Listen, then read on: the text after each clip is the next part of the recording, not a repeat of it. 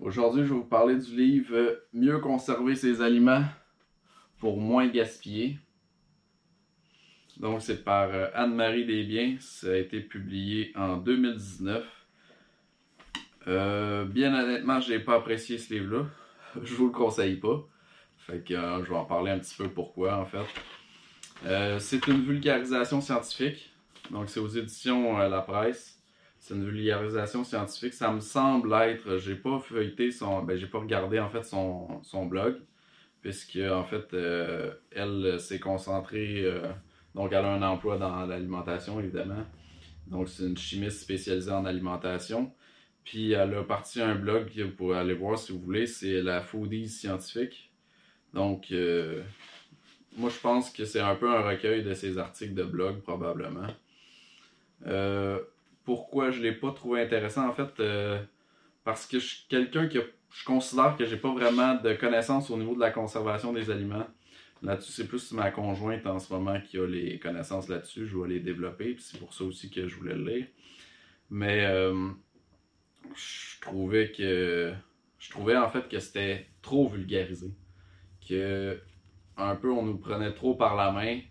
Puis en fait, je trouvais que le public cible, ça fait drôle à dire, mais c'est un peu, je dirais quasiment une adolescente de banlieue. Dans le genre, tu sais, le style que c'est les vilaines bactéries, puis tout ça. Là, les dessins, dans le fond, sont très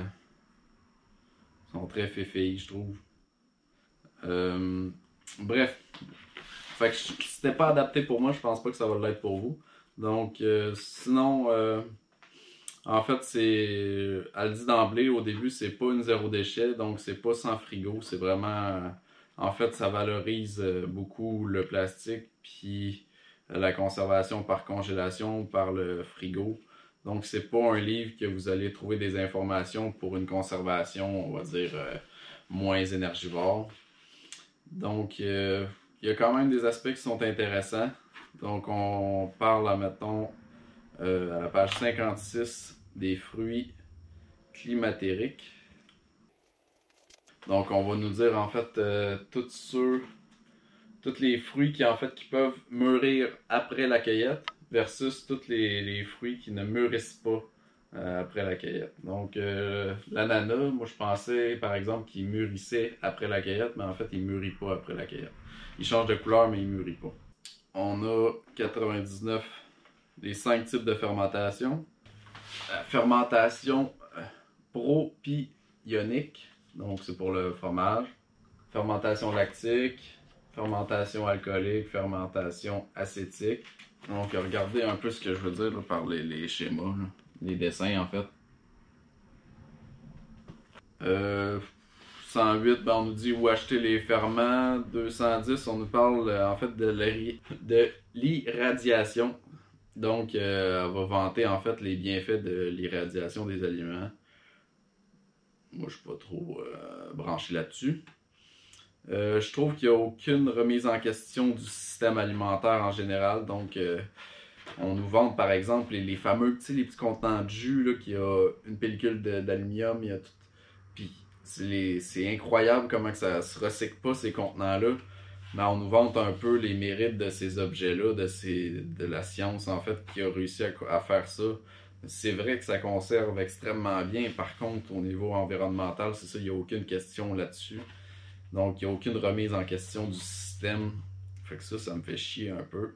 212, la pomme OGM. Ouais, elle va nous parler d'une pomme génétiquement modifiée en fait qui ne brunit pas.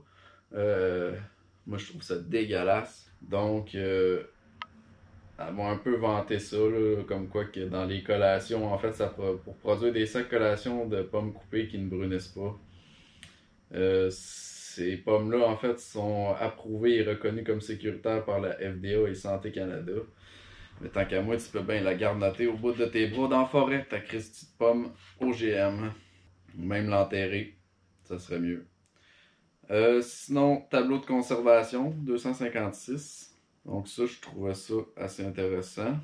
En fait, on va nous dire à peu près quand est-ce que ça va être périmé. Évidemment, on a les prunes, pomelo, on a vraiment tous les aliments.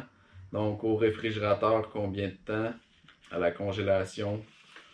Euh, donc est-ce que ambiant, combien de temps ça se conserve? Réfrigérateur, congélation. Est-ce qu'il va mûrir après la cueillette? On a tous les légumes puis on a les fruits là-dessus. Si ça fait pas mal le tour, je vous dirais, il y a quelques éléments que j'ai trouvé pertinents comme je vous ai mentionné, mais je vous dirais dans l'ensemble, si vous aviez l'intention de procurer ce livre-là, je vous conseillerais en fait de le louer pour voir vraiment si ça correspond à vos besoins. Sinon, c'est ça, je trouvais que c'était trop vulgarisé puis que ça correspondait pas en fait à ce que je recherchais. Fait que je vous laisse vous faire une tête là-dessus. Bonne lecture.